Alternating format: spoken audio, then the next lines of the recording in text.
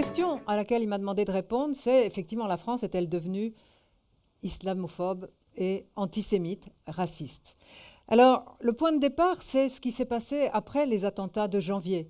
C'est les immenses mobilisations, parfois on estime à 4 millions de personnes, celles qui sont descendues dans la rue pour exprimer leur indignation et leur émotion. Et cet événement a été interprété de manière diverse. Alors, mettons-nous un petit peu dans l'ambiance de ce qui s'est passé après les attentats. Ces 2 jours, à travers toute la France, je suis Charlie, à Paris, en province aussi, pour la démocratie, l'égalité, les libertés, contre le fascisme, contre le racisme. Nous sommes tous Charlie, donc partout, y compris des toutes petites manifestations qui n'ont pas été relevées par la presse. Mais il y a 2 manières d'analyser ces manifestations. Il y a tous ceux qui y ont vu un grand élan de solidarité contre le racisme, contre l'antisémitisme, contre l'islamophobie. Et puis il y en a d'autres, et je pense notamment à Emmanuel Todd, qui y a vu, je le cite, un mirage. Pour lui, c'est une France réac, vieillissante, blanche, bourgeoise, catholique, zombie, qui aurait défilé. Et pour lui, loin de défendre la liberté d'expression, leur motivation à toutes ces personnes qui ont manifesté serait l'islamophobie. Une perte de sang-froid, une pure et simple imposture. Donc, c'est ça le point de départ. Et je voudrais, j'espère que vous m'entendez toujours, oui, je voudrais voir 3 choses. D'abord, je voudrais répondre avec les outils des sciences sociales, c'est-à-dire à distance, en refroidissant l'objet, en essayant de travailler d'une manière rigoureuse et systématique. Et je voudrais voir 3 choses. D'abord, définir ce qu'on entend par racisme, islamophobie, antisémitisme. Ensuite, mesurer le niveau de ces différents racismes.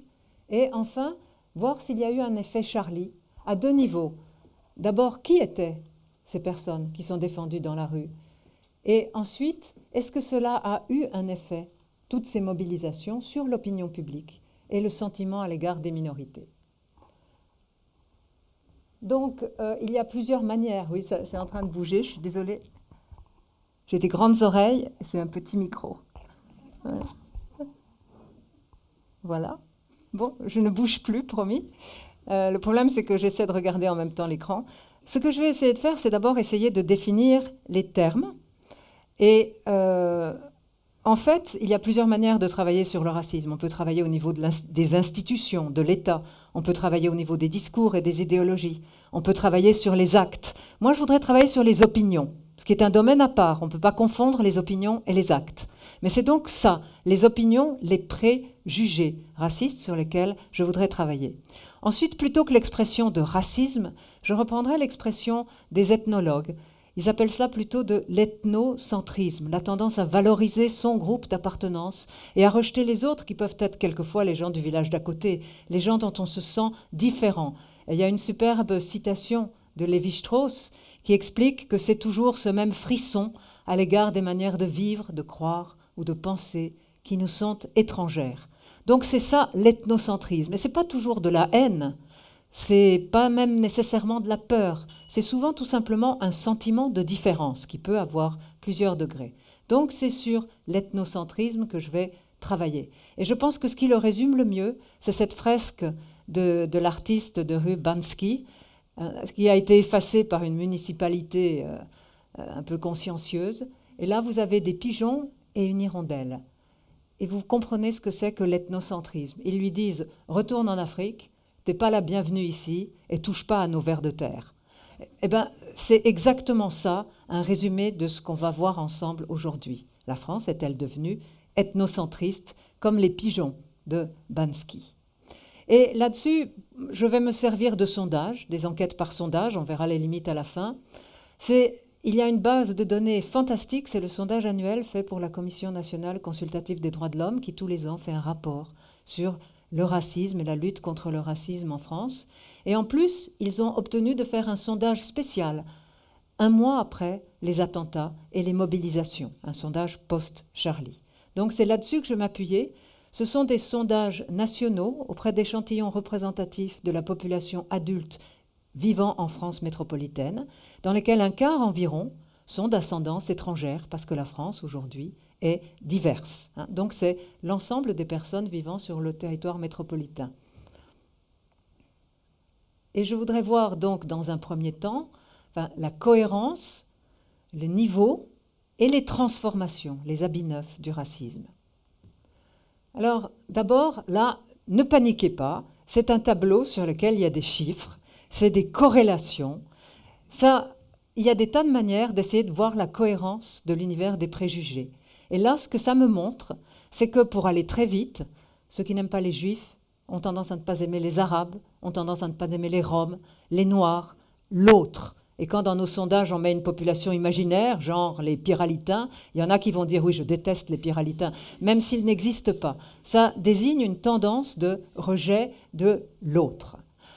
Et là, ce que ça nous dit tout simplement, voyez les jolis chiffres là, 0,37, 0,58, 0,43, ça varie entre 0 et 100. Et plus le chiffre est élevé, plus vous avez une corrélation entre ces différents préjugés. On est contre les immigrés. On se définit soi-même comme raciste. On trouve que les discriminations à l'égard de l'autre, c'est pas si grave. On a une aversion à la pratique de l'islam.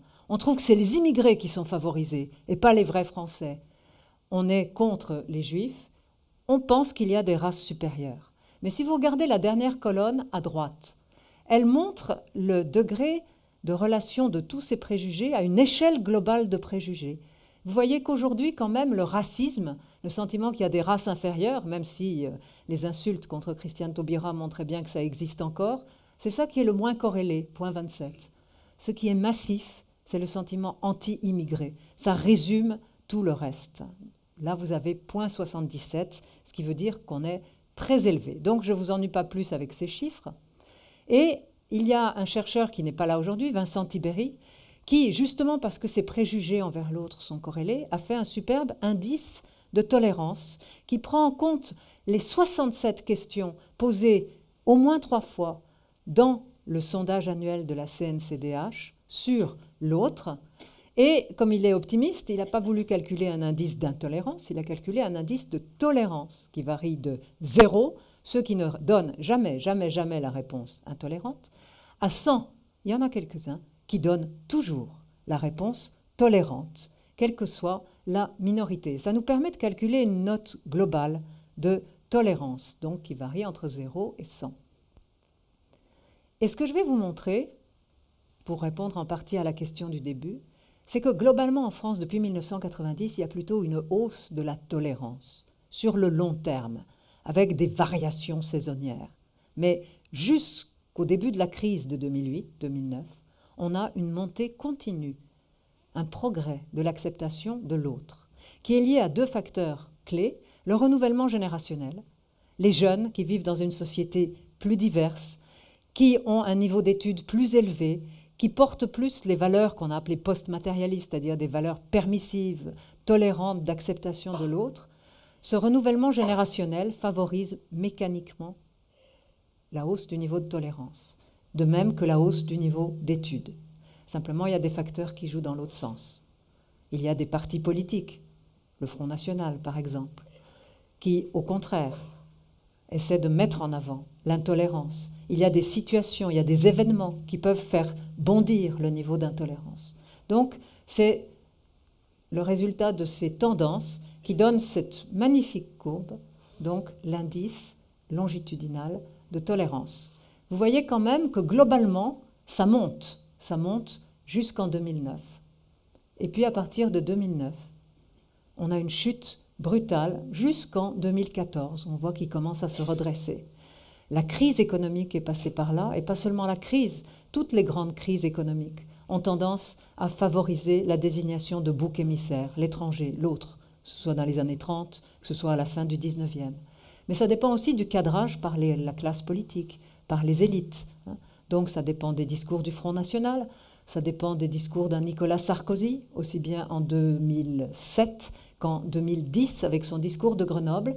Tout ça explique qu'il y ait des hauts et des bas. Vous voyez en 2005, on a une chute de l'indice, c'est après les révoltes urbaines de 2005. Vous voyez qu'en 98, on a une forte hausse, c'est l'effet Coupe du Monde. Autrement dit, il faut voir cet indice sur le long terme. Il a des hauts et des bas, mais ce qui est important à voir, c'est cette tendance globale. Donc, pour répondre à la question de départ, c'est beaucoup plus compliqué que de dire « oui, la France est devenue raciste et antisémite ». Alors maintenant, juste pour vous montrer l'effet du renouvellement générationnel. C'est très jolie courbe de toutes les couleurs.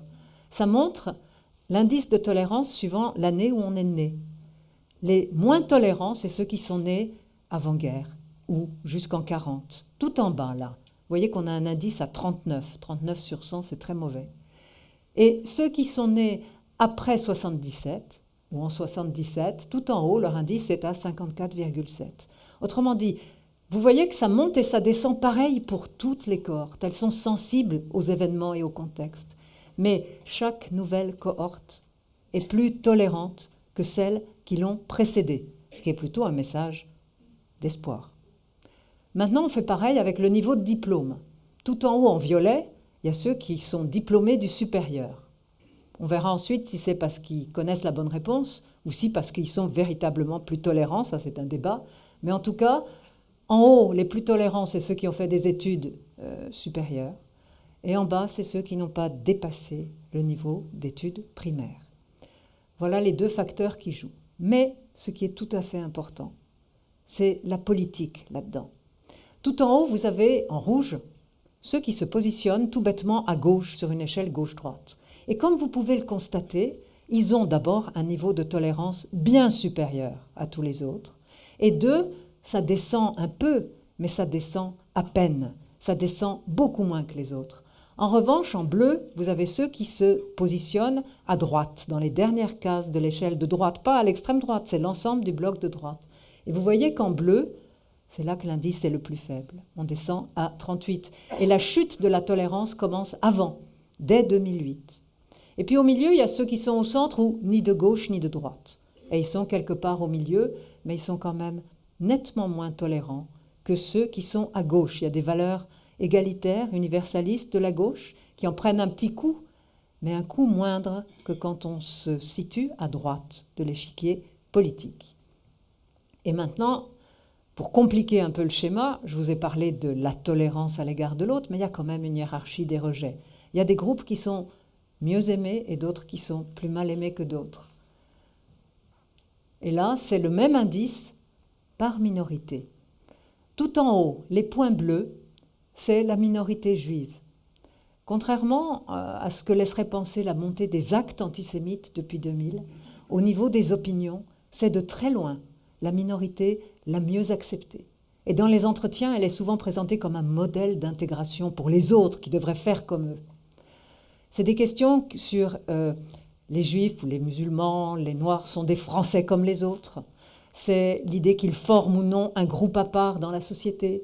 C'est une image positive, négative de la religion. C'est le sentiment qu'il faut punir sévèrement des insultes à leur égard. Sale juif, sale arabe, sale noir. Sur tous ces indicateurs qui forment le gros de l'indicateur de tolérance. La minorité juive est justement depuis l'an 2000, là où les actes antisémites commencent à bouger, correspondant à la seconde intifada en Israël, c'est à ce moment-là qu'ils vont être dans l'opinion publique française, de loin les mieux acceptés.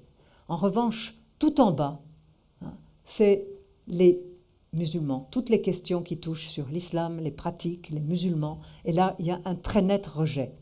Donc, on a vraiment les deux pôles opposés, et c'est important de l'avoir en tête, au-delà des similitudes.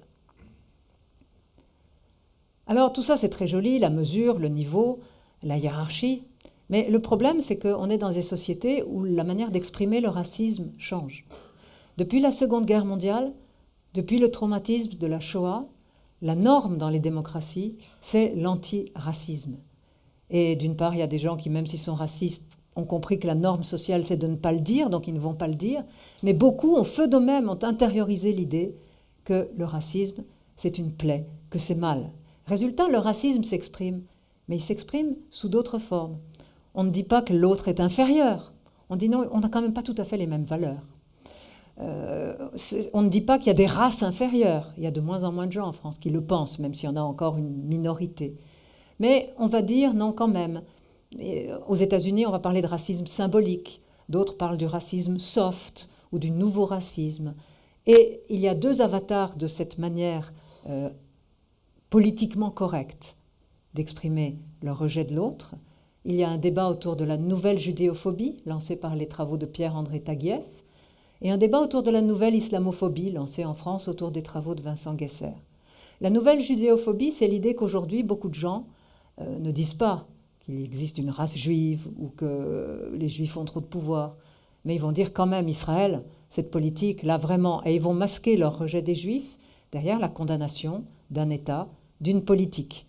Et pour Pierre-André Taguieff, du coup, la nouvelle judéophobie, elle est en train de basculer du côté de la gauche et de l'extrême gauche, au nom de la défense des droits des Palestiniens, des droits de l'homme. Est-ce ou non de l'antisémitisme? C'est un débat.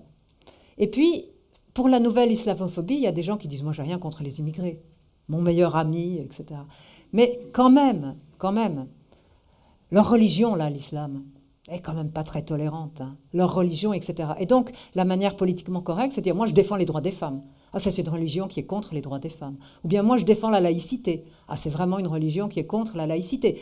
Marine Le Pen elle-même tient ce discours. Elle euphémise en disant « moi, c'est au nom de la laïcité, je défends les valeurs de la République, je défends les femmes. Dans nos banlieues aujourd'hui, il ne fait pas bon être juif, homosexuel ou tout simplement femme. » Donc, voilà le débat autour des nouveaux visages. Et comme d'habitude, je vais vous montrer que c'est beaucoup plus compliqué. Quand on raisonne sur l'antisémitisme, oui, il y a des gens qui vont critiquer Israël. L'image négative d'Israël est forte en France. Mais ce sont les vieux préjugés antisémites qui ont la peau dure. Au-delà du fait que c'est la minorité la mieux acceptée, il y a deux stéréotypes qui résistent très fort. Le sentiment que les Juifs ont trop de pouvoir et le sentiment qu'ils ont un rapport particulier à l'argent. Et ça ne disparaît pas, ça monte et ça descend en fonction du contexte. Par exemple, c'est la réponse à la question, le sentiment que les Juifs ont trop de pouvoir en France. Ceux qui sont tout à fait ou plutôt d'accord, c'est la ligne rouge. Vous voyez quand même que ceux qui sont tout à fait ou plutôt en désaccord, c'est la ligne bleue, ils sont largement majoritaires. Mais vous voyez que c'est monté et descendu. Et que, inversement, ceux qui ne répondent pas à cette question, la ligne brisée, ça diminue. Mais la ligne rouge, on part de quelques 20%, et puis aux alentours des années 90, 91 et après, il y a le procès Papon, il y a la fuite de Papon, il y a des gens qui disent c'est de l'acharnement contre un vieillard, tout ça c'est les Juifs. Il y a le débat autour de la réparation pour les spoliations subies par les Juifs pendant la Deuxième Guerre mondiale. Il y a l'idée que pourquoi eux et pas nous. Donc là, ça monte. Et puis ça redescend. Et là, c'est remonté à peu près au moment du débat autour de l'interdiction du spectacle de Dieudonné. Donc là, on a quelque chose qui résiste et que le moindre élément de l'actualité peut faire remonter en force. Je vous montrerai après qu'après Charlie, c'est redescendu. Donc ce n'est pas quelque chose qui est stabilisé, mais c'est hyper réactif au contexte. L'autre question qu'on pose depuis peu de temps, parce qu'on a eu beaucoup de mal à faire passer des questions sur l'antisémitisme auprès de la CNCDH, mais finalement on y a réussi, les Juifs ont un rapport particulier à l'argent. Si vous ajoutez les tout à fait, les plutôt d'accord, vous arrivez à 61%, 24 plus 37. C'est énorme. Et si vous regardez en 2014, on est à 63%. Donc là, c'est énorme. Nous, on a été les premiers surpris. Il y a quelque chose là.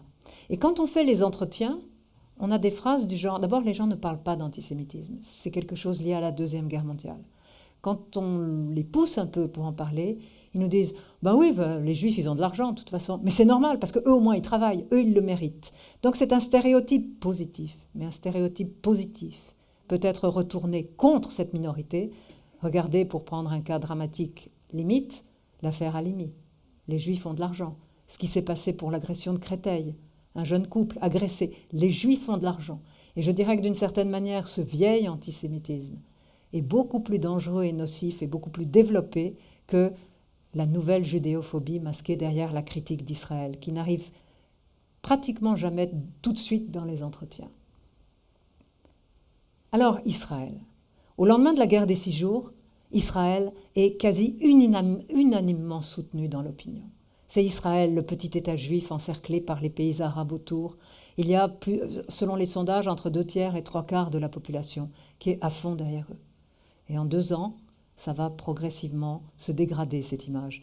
Il y a les propos du général de Gaulle, le peuple d'élite, 69, sûr de lui-même et dominateur.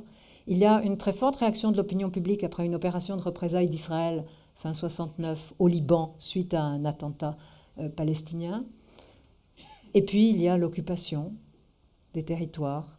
Il y a les interventions à Gaza. Progressivement, l'image d'Israël s'est dégradée et ça ne change plus beaucoup.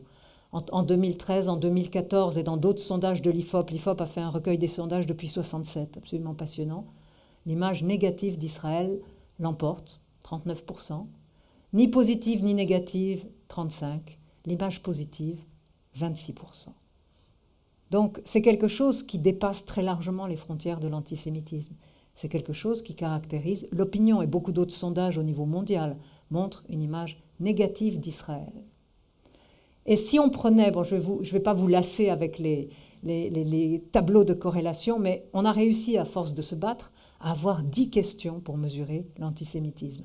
L'antisémitisme a une très longue histoire. Il y a des couches successives d'arguments et de préjugés racistes qui se sont accumulés. Le peuple déicide, porté par la religion catholique jusqu'à Vatican II. L'idée que les Juifs ont trop d'argent, portée par une partie du mouvement ouvrier, le socialisme des imbéciles. L'idée que les Juifs ont trop de pouvoir, le protocole des sages de Sion. La race juive, le nazisme, l'Holocauste. Et l'image d'Israël a bien sûr modifié cette image. Il y a l'idée que, bon, au-delà de l'image d'Israël, il y a l'idée que les Juifs ne sont pas des Français comme les autres, que Israël compte plus pour eux, l'idée de la double allégeance, l'idée qu'ils ont trop de pouvoir, l'idée qu'ils forment un groupe à part dans la société. Je pourrais faire une superbe échelle d'antisémitisme avec toutes ces questions, tellement elles sont corrélées entre elles, les réponses. Mais, là encore, si vous prenez la colonne de droite, le chiffre indique la force de structuration de l'univers des préjugés. Qu'est-ce qui structure l'univers des préjugés antisémites? 0,54, trop de pouvoir. 0,46, trop d'argent. Israël et la responsabilité dans le conflit israélo-palestinien, beaucoup moins. Autrement dit, il y a la tentation commode de dire « je masque mon antisémitisme derrière ma critique d'Israël ». Mais ce qui est beaucoup plus fort et beaucoup plus structurant et beaucoup plus présent, c'est les vieux préjugés liés au pouvoir, à l'argent et au communautarisme. Et enfin, si je suis Pierre-André Taguieff, qui au demeurant est un collègue avec qui on a beaucoup travaillé quand j'étais au CEVIPOF, si on le suit, c'est à l'extrême gauche aujourd'hui, au nom des droits de l'homme et de la défense des Palestiniens, qu'on devrait avoir l'image la plus négative d'Israël. L'image négative d'Israël, c'est la jolie ligne rouge là. Et cette ligne rouge, ça dépend si on se situe à gauche, au centre-gauche, au centre droit, ou à droite, ou à l'extrême droite sur l'échelle gauche-droite. Ben vous voyez que plus on est à droite, plus on a une image négative d'Israël. Et ça nous a surpris. Et plus on est catholique et pratiquant, plus on a une image négative d'Israël, et c'est très lié à une image négative de la religion. La perception d'Israël est beaucoup plus complexe et elle est beaucoup plus forte à droite, et bien sûr à l'extrême droite où on a 58% d'images négatives d'Israël. Elle remonte un peu, si je regardais dans les petits groupes d'extrême gauche, mais toujours en dessous de la moyenne. Donc la nouvelle judéophobie, ça existe, mais ce n'est pas ça qui domine. Maintenant, on a fait aussi des questions pour tester s'il y avait des préjugés spécifiques envers la religion, envers l'islam. Donc on ne va pas rentrer dans un débat autour de est-ce que islamophobie est un beau mot, est-ce que islamophobie ça veut dire qu'on interdit de blasphème? Non, ça n'a rien à voir. Nous, on parle d'ailleurs d'aversion à l'islam. Y a-t-il des préjugés spécifiques envers les pratiques de l'islam? Et est-ce que c'est corrélé ou non aux préjugés envers les Maghrébins, les personnes décrites comme des Arabes, les jeunes issus de l'immigration? Bon. Et qu'est-ce qu'on trouve? Il y avait une question, selon vous, le respect des pratiques religieuses musulmanes peut-il en France poser problème pour vivre en société? Le port du voile intégral, 93%, quasi unanime. Le port du voile, 79%. Et on a commencé à poser ces questions dans nos enquêtes en 2000, avant la loi, et c'était déjà là. Ensuite, il est interdit de montrer l'image du prophète. Avant, c'était très bas, mais c'est monté depuis l'affaire des caricatures de Mahomet. Donc on est à 52%, avant on était minoritaire. Le sacrifice du mouton pour l'Aït el-Kébir, 49%. Les prières 46%, l'interdiction de consommer du porc et de l'alcool, 40%, le jeûne du ramadan, 37,5%. Autrement dit, ce qui est le plus rejeté, c'est ce qui rend cette religion visible dans l'espace public, essentiellement. Le reste, les moins. Mais ça a suivi une pente ascendante depuis une dizaine d'années. Donc il y a de l'aversion à l'islam dans la société française et montante. Et c'est de loin la minorité la plus rejetée. Mais est-ce que cela veut dire pour autant, parce que Vincent Guesser tient le même raisonnement que Taguieff, il dit au fond, il y a des gens qui disent « moi je ne suis pas contre les immigrés, mais l'islam en fait c'est des racistes ». Eh bien ça va avec l'ethnocentrisme. Et là je vous promets que je ne vous fatigue plus, c'est ma dernière coupe, le dernier chiffre, ces jolis cômes de toutes les couleurs, tout simplement c'est les réponses. Oui, ça pose problème pour vivre en société, toutes ces pratiques, selon le niveau de racisme sur une échelle d'ethnocentrisme, donc rejet des immigrés, des étrangers, des juifs, des musulmans, de l'autre. Et qu'est-ce qu'on voit? Tout en haut, vous avez la burqa. Et là, quel que soit le positionnement sur l'échelle gauche-droite, vous voyez que le rejet est massif. Il y a quelque chose qui est contre, même chez les gens qui n'ont aucun, pas le moindre élément de racisme. Ensuite, le voile. Vous voyez qu'il y a quand même la moitié des gens qui n'ont qu'un niveau inexistant de racisme à l'égard de l'autre. Il y en a quand même 50% qui sont contre le voile, le port du voile pour les femmes musulmanes. Mais évidemment, on atteint un 90 et plus chez les plus racistes. Vous voyez, c'est des courbes qui montent. Quant aux autres pratiques, quand on n'est pas raciste, on est bien en dessous de la moyenne. Mais on voit clairement que le rejet de toutes ces pratiques atteint un niveau maximum chez ceux qui n'aiment pas les immigrés, les arabes, les juifs. Autrement dit, nouveau racisme, nouvelle forme d'expression, oui. Mais ce qui reste très prégnant et très présent, c'est les bonnes vieilles formes de racisme. Et dans les quelques minutes qui me restent, je voudrais voir si on peut mesurer un effet Charlie, avec lequel j'ai eu un débat assez chaud avec Emmanuel Todd, parce qu'on n'était pas vraiment d'accord. Alors, on avait dans l'enquête de la CNCDH une question tout à la fin, dans l'enquête posée un mois après les attentats, pour voir qu'est-ce qui se passe un mois après. À propos des manifestations et des marches, on n'a pas parlé de Charlie, on a dit à propos des manifestations et des marches qui ont eu lieu en France, suite aux attentats de janvier dernier, on est en mars. Diriez-vous que vous y aviez participé? 30%. C'est beaucoup plus que la réalité. Mais ça veut dire que 30%, pardon, c'est toujours ces histoires d'oreilles, merci, donc 30% auraient voulu y participer. S'ils me disent qu'ils ont participé, même s'ils ne l'ont pas fait, c'est qu'ils étaient d'accord, qu'ils auraient voulu le faire. Ceux qui disent vous n'y avez pas participé, mais vous l'auriez souhaité, 35%, donc une majorité, vous n'y avez pas participé, vous ne le souhaitiez pas, 33%. Un taux très très bas de sans réponse, 2%. Alors on va regarder le profil des gens qui nous disent oui, j'ai participé. Est-ce que ça correspond aux thèses Emmanuel Todd, j'allais dire Olivier.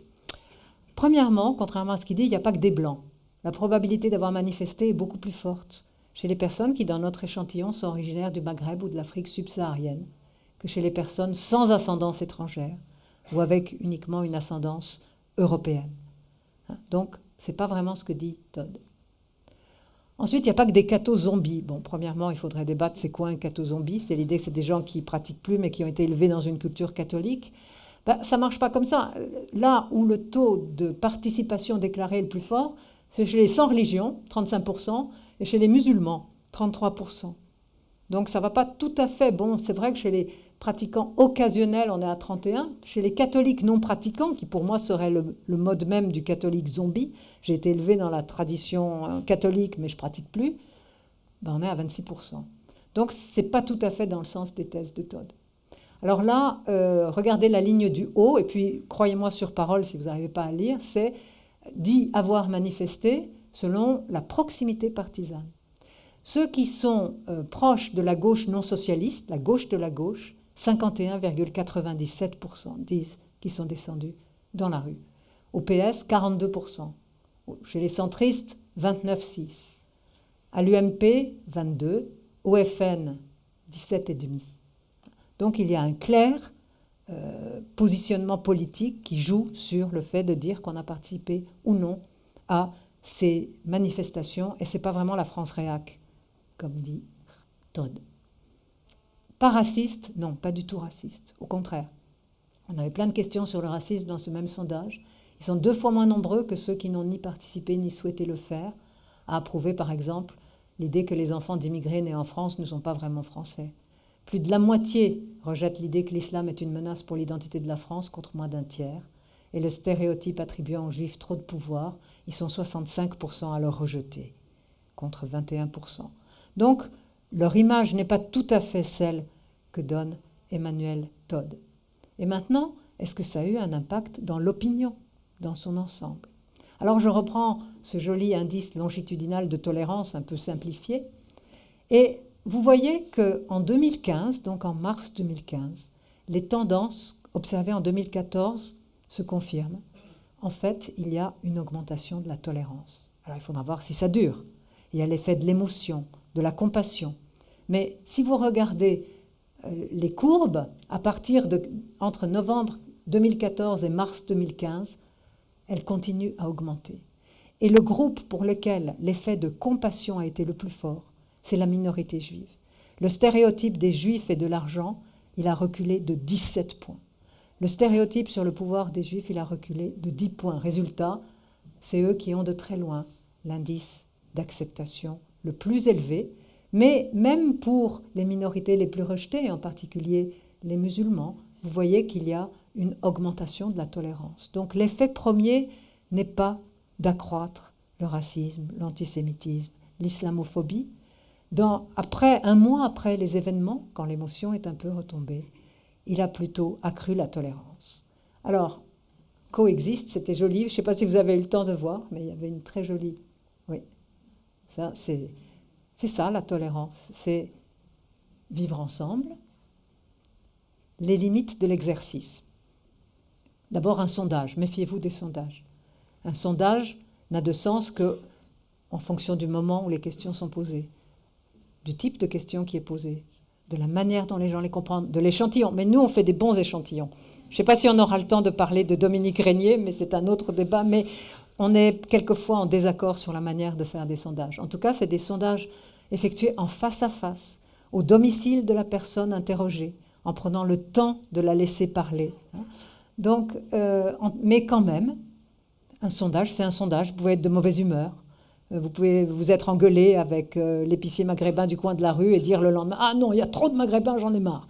Donc, tout dépend de ce qu'on a vu, fait la veille et de l'interaction spécifique avec la personne qui vous interroge, avec qui on peut avoir plus ou moins d'infinité. Donc, attention, il faut beaucoup de sondages. Il faut croiser les réponses entre elles. Il faut les cuisiner, les sondages. Ça ne veut rien dire, les moyennes. Et il en faut beaucoup. Deuxièmement, et je voudrais vraiment insister là-dessus, la logique des opinions n'est pas celle des actes. Ce n'est pas la même temporalité, ce n'est pas les mêmes causes. Les actes, c'est beaucoup plus réactif au concept. Il y a des effets d'entraînement, de groupe, de bande. Il y a l'émotion des images. C'est quelque chose de différent. Les attitudes et les comportements ne coïncident pas toujours exactement, nécessairement, heureusement.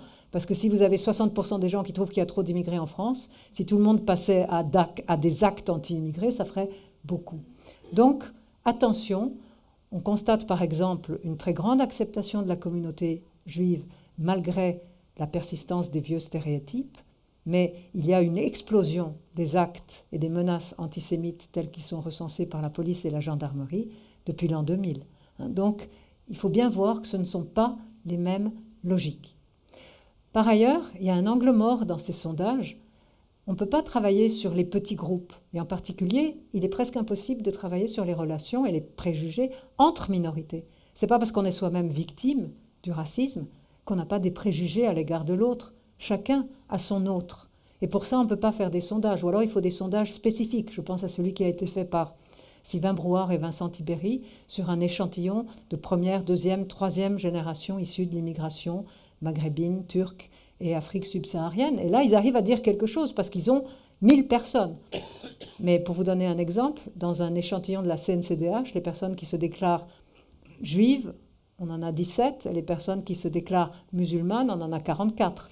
bon, on ne va pas travailler sur des effectifs aussi faibles. Il faut des regroupements de sondages où il faut d'autres sondages. Enfin, il faut faire attention au contexte.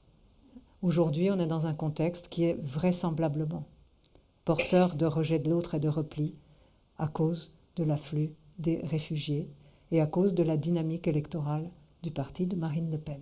Donc, à suivre, notre prochain sondage pour la CNCDH est en novembre de cette année, donc dans quelques semaines. Et là, on pourra voir un petit peu. Et j'arrête là parce que j'ai été trop longue et je voudrais laisser un peu de temps au débat et aux questions. Merci beaucoup.